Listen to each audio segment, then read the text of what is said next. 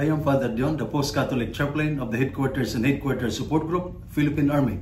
And this is Salita ng Diyos, ang ating gaway. Today is Sunday, June 15, 2025, and we celebrate the solemnity of the Blessed Trinity. And as we celebrate the solemnity of the Holy Trinity, we are reminded of one powerful truth. God is not alone. He is a relationship. God is a community. God is a family of the Father, the Son, and the Holy Spirit. And since we are created in the image and likeness of God, we are not created to live in isolation. We are created for connection, for relationships that strengthen, support, and guide us.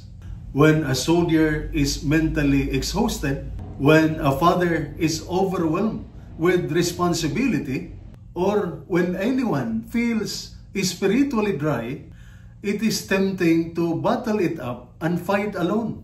But that is not God's design. When you are tired at the front line, God the Father is there to sustain you.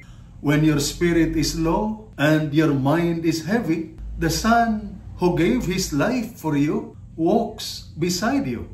When you are lost or confused, the Holy Spirit is ready to guide you, even in silence. Real strength is not hiding your struggle. It is reaching out to God and to others.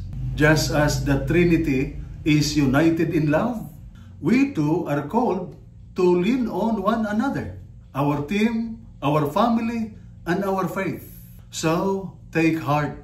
You are not alone. You are never meant to carry the battle, whether mental, moral, or spiritual, by yourself. And this is Salita ng Diyos, ang ating gabay. Let us pray.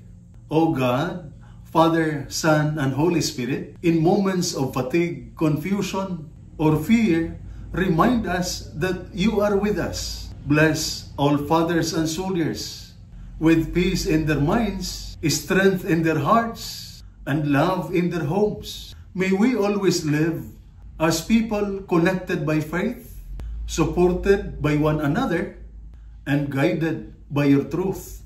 Amen. And may the Almighty God bless you and your family, the Father, the Son, and the Holy Spirit. Amen.